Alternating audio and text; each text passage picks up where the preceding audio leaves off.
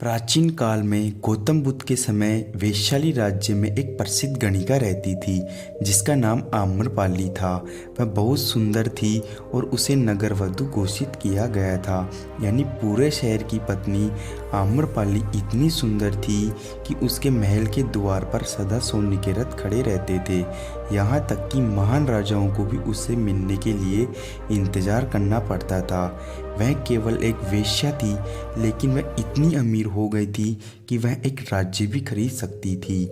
आम्रपाली का शरीर जितना सुंदर था, उससे कहीं अधिक सुंदर उसकी आत्मा थी, जो सच्चे प्यार के लिए तरसती थी।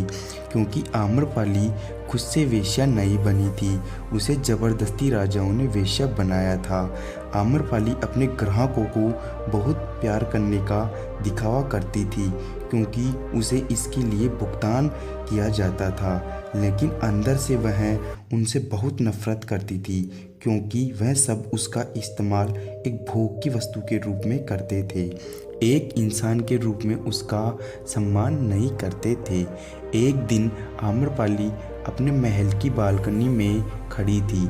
अचानक उसने अपने महल के सामने एक युवा बौद्ध भिक्षु को गुजरते हुए देखा, जिसके पास कुछ भी नहीं था सिवाय एक भिक्षा पात्र के, लेकिन उसके पास एक जबरदस्त जागरूकता थी और लोगों को खुद की ओर आकर्षित करने की एक अद्भुत शक्ति थी।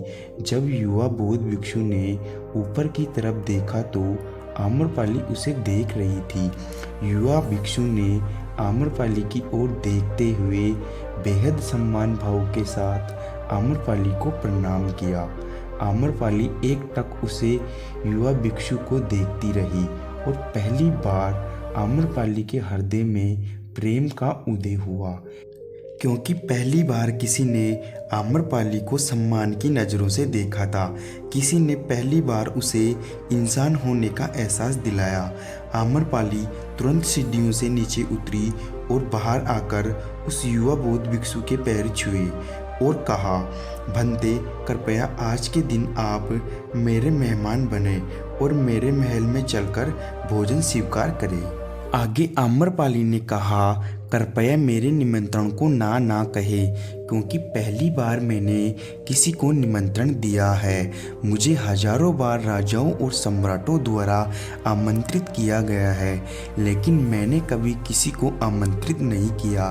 यह मेरा पहला निमंत्रण है। युवा भिक्षु ने सम्मानपूर्वक आम्रपाली का निमंत्रण स्वीकार करते हुए भोजन ग्रहण किया। भोजन देने के बाद आम्रपाली ने कहा, बनते आज से 3 दिनों के बाद बारिश का मौसम शुरू होने वाला है, जो कि अगले 4 महीनों तक रहेगा, और मैं आपको अपने घर में 4 महीने रहने के लिए आमंत्रित करती हूँ। आने वाले 4 महीनों के लिए यह महल आपका आश्रय होगा। मैं आपको पूर्ण रूप से आश्वस्त करती हूँ कि मैं किसी भी प्रकार से आपके ध्यान की बाधा नहीं बनूंगी, बल्कि मुझसे जितना हो सकेगा मैं आपके ध्यान की सुविधाओं को सुगम बनाने का प्रयास करूंगी। युवा बौद्ध भिक्षु ने कहा, माफ़ कीजिएगा देवी, लेकिन इस विषय में मैं स्वयं निर्णय नहीं ले सकता। मैं आपके प्रस्ताव के विषय में बुद्ध से पूछूंगा। अगर वह मुझे अनुमति देंगे तो मैं आपके महल में अवश्य ग्रहण करूंगा। इतना कहकर वह बौद्ध भिक्षु वहां से चला गया। इससे पहले कि वह युवा भिक्षु बुद्ध के पास पहुंचता और आम्रपाली के प्रस्ताव के बारे में कुछ बताता, उससे पहले वहां पर मौजूद अन्य भिक्षु बुद्ध के पास पहुंच गए और बुद्ध से कहा, आप उस युवा भिक्षु को रोकिएगा। आम्रपाली ने उसे 4 महीने रहने के लिए अपने घर पर बुलाया है। आम्रपाली एक वेश्या है और एक भिक्षु एक वेश्या के घर 4 महीने रहे तो ये सही नहीं है। इससे हमारे संग में गलत संदेश जाएगा। बुद्ध ने कहा, कृपया आप लोग शांत हो जाइए और उस भिक्षु के आने की प्रतीक्षा करें। थोड़ी देर बाद वह युवा भिक्षु बुद्ध के पास आया, बुद्ध के पैर छुए और पूरी कहानी सुनाते हुए कहा, बुद्ध नगर की एक आम्रपाली नाम की महिला ने मुझे बारिश के 4 महीने अपने घर पर रहने के लिए आमंत्रित किया है। मैंने उसके निमंत्रण का अभी कोई भी जवाब नहीं दिया। मैंने उससे कहा है कि अगर आप मुझे उसके घर रहने की आज्ञा देंगे तभी मैं उसके घर पर रहने के लिए आऊँगा। अतः बुद्ध, आप जो कहेंगे मैं वही करूँगा।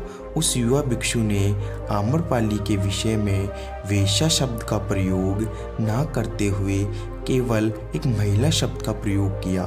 बुद्ध ने उस युवा भिक्षु की आंखों में देखा और कहा, तुम रह सकते हो। तभी अचानक बुढ़ा भिक्षु खड़ा हुआ और बोला कि बुद्ध, ये सही नहीं है। यह युवा भिक्षु एक सच्चाई छिपा रहा है। इसका कहना है कि एक आम्रपाली नाम की महिला ने अपने घर पर रहने के लिए आमंत्रित किया है, लेकिन वह एक महिला नहीं है, वह एक वेश्या है। बुद्ध ने कहा, मैं जानता हूँ, और क्योंकि इसने वेश्या शब्द का प्रयोग नहीं किया है, इसका अर्थ है कि इसके मन में उसके लिए सम्मान का भाव है, इसीलिए मैं इसको वहाँ पर रहने की अनुमति दे रहा हूँ। वहाँ मौजूद हजारों भिक्षुओं को विश्वास नहीं हो रहा था कि बुद्ध ने एक युवा भिक्षु को एक वेश्या के घर में रहने की अनुमति दे दी है। अगले 3 दिन के बाद वह युवा भिक्षु आम्रपाली के घर रहने के लिए चला गया। उसके जाते ही वहाँ पर उपस्थित अन्य भिक्षु उसके विषय में तरह तरह की बातें बनाने लगे। बुद्ध ने सभी को शांत करते हुए कहा, मुझे मेरे भिक्षु पर विश्वास है। मैंने उसकी आंखों में देखा है कि उसके भीतर तनिक भी भोग की इच्छा नहीं थी।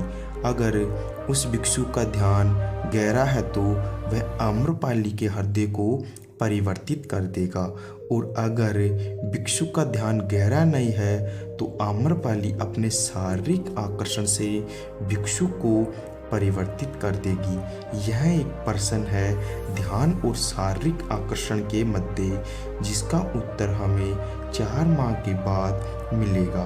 बुद्ध की बात सुनकर वहाँ उपस्थित भिक्षुओं ने कहा कि बुद्ध उस युवा भिक्षु पर बहुत अधिक भरोसा करके अनावश्यक जोखिम उठा रहे हैं। वह भिक्षु युवा है और वह आम्रपाली बहुत सुंदर है। समय प्रारंभ हुआ, वर्षा ऋतु गई, 4 माह बीते और वह युवा भिक्षु वापस आया।